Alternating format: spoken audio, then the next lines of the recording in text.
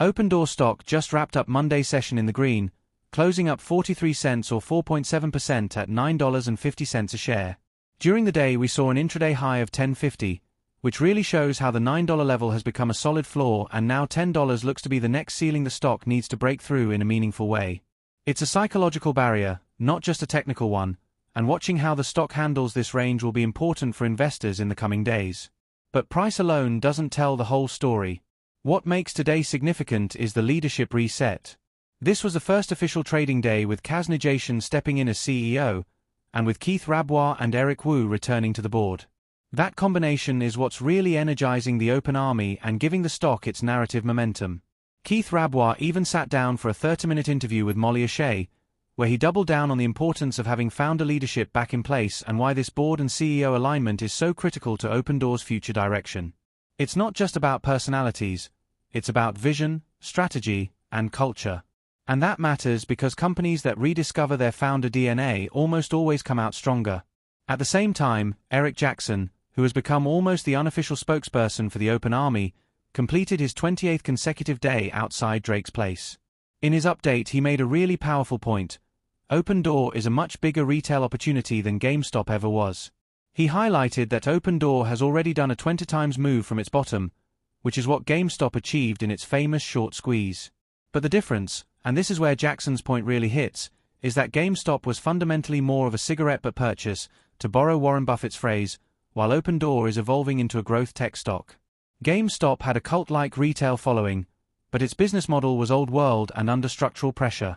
Opendoor, on the other hand, is actively reinventing itself as an AI-first, platform-driven company with real potential to become the Amazon of real estate. And that's the theme I want to explore today.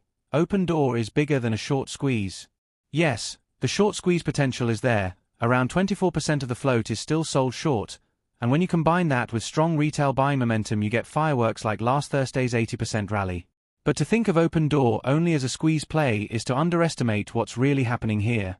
The stock isn't just moving on meme energy.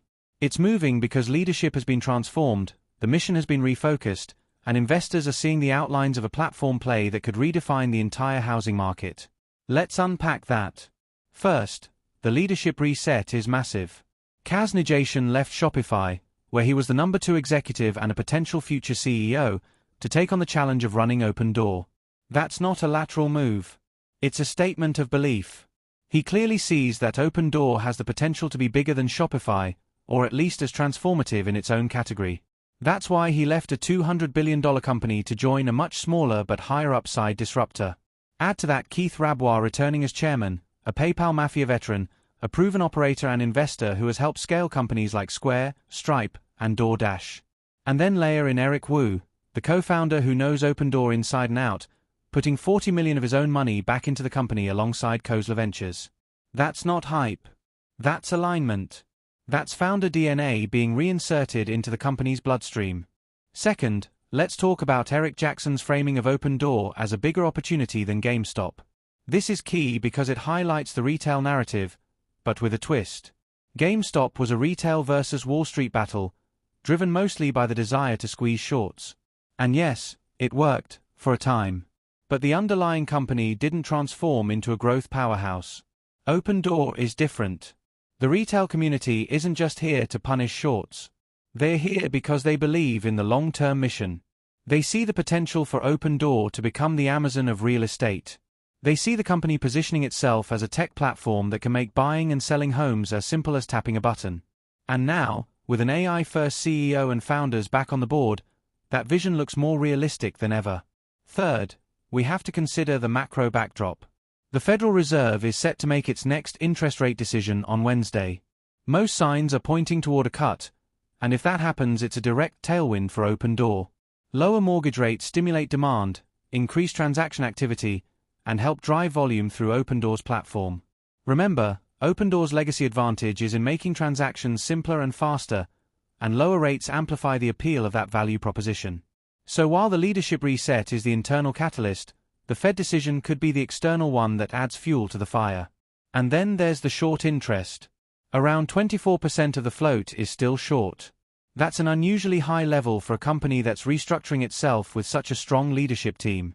It means that if momentum continues, shorts are going to feel the pressure to cover. That doesn't have to be the main thesis for owning Opendoor. In fact, it shouldn't be, but it is a powerful accelerant on top of the real story. Think of it like this: if the core story is Opendoor becoming a growth tech stock, then the squeeze potential is just a booster rocket that can accelerate the timeline. So where does this leave us? In my view, it leaves us at a really interesting inflection point. The $9 level has clearly emerged as a floor. The stock tested lower last week, rebounded, and is now showing strength at that level. The $10 mark is the psychological barrier investors are watching. If Opendoor can push through that and hold above it, you're likely to see another leg higher, especially with macro tailwinds on the horizon. But more importantly, we're at the beginning of a new chapter. Kaz Nejatian's first day as CEO. Keith Rabois back as chairman. Eric Wu rejoining the board. That's a leadership lineup that restores credibility and vision. Eric Jackson comparing Opendoor to GameStop but pointing out the growth story. The Open Army continuing to grow, not just in size but in conviction. And macro conditions lining up to provide additional support. This is why I remain bullish, but measured. We shouldn't expect the stock to go to 50 or 82 overnight. That's not how this works. But what we should expect is continued progress, continued catalysts, and continued momentum. And when you add all those pieces together, leadership reset, founder DNA, AI-first strategy, retail conviction, macro tailwinds, and short squeeze potential, you start to see why people are talking about valuations that once seemed unrealistic now being possible within reach. To me, the biggest mistake an investor could make right now is thinking of Opendoor purely as a short-term squeeze. That misses the bigger picture.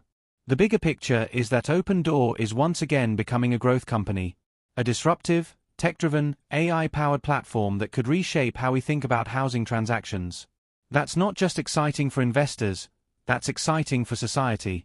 Because if Opendoor can truly make buying and selling homes easier, faster, and more certain, it changes the way millions of families engage with one of the most important financial transactions of their lives. So as we head into Tuesday's trade, I'll be watching to see if the stock can challenge that $10 level again and possibly break through. But more than that, I'll be paying attention to the narrative. Because right now, the narrative is what's driving the stock, and that narrative has shifted from Opendoor is in trouble to Opendoor is in transformation. That's a powerful shift. And when markets believe in transformation, valuations can change very quickly. That's where we are today. A company that has rediscovered its founder DNA, aligned its leadership, energized its retail base, and positioned itself for growth in a sector that could benefit massively from a friendlier rate environment. That's why I believe Opendoor is bigger than just a short squeeze. The squeeze may happen along the way, but the real story is building the Amazon of real estate.